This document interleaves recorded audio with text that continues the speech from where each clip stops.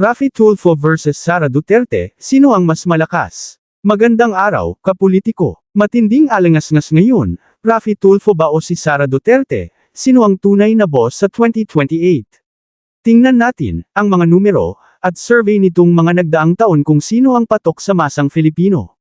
Si Raffy Tulfo ay dating broadcast journalist na sumabak sa politika bilang senador noong 2022, tumakbo bilang independent at nanalo sa top 3 ng eleksyon.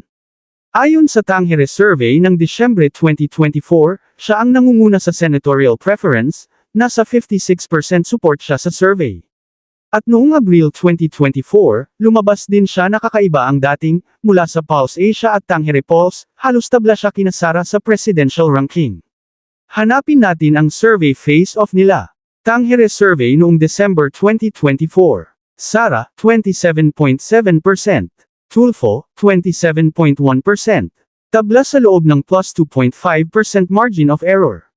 Pulse Asia or Tangere Survey, noong Abril 2024. Tulfo, 35%, Sara, 34%, halos tabla din sila, bumaba lang si Sara ng 1%. SWS Survey noong Hunyo 2023. Sara, 28%.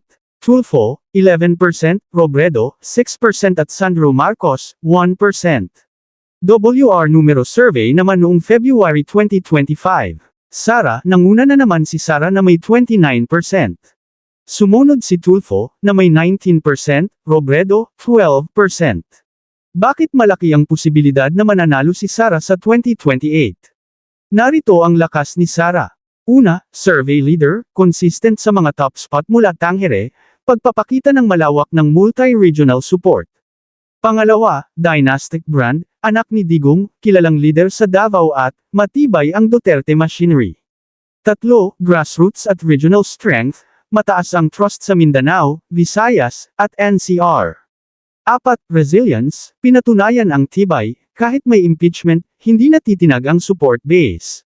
Pero hindi rin basta-basta si Raffy Tulfo. Tanyag sa masa, idol ng masa, dahil sa tulong hotline, malawak ang reach. May malakas na senatorial mandate, 56% support noong December 2024. Ang goods niya, lumitaw siya sa mga Luzon areas, abot sa NCR at Bicol. Kung sila ang totoong maglalaban sa 2028, sino ang may tsansang manalo? Sara, consistent survey leader, dynastic advantage, proven regional machinery. Tulfo, matatag sa Luzon, nasanay sa service media, malaking senatorial base. Key dynamics. Tandem nila, 2028 Vice President comparing nila ang dumami sa survey. One-on-one prefer ni Octa kay Tulfo, 10 to 15 puntos ang margin, pero multi-candidate race sila dun kaya complicated.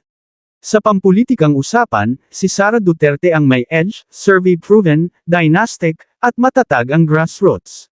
Pero hindi panghuhuli si Raffy Tulfo, solid sa masa, powerful ang senatorial voice. Kaya, kapolitiko, ikaw, sino ang bet mo sa 2028? Si idol ng masa, si Sara. Comment below.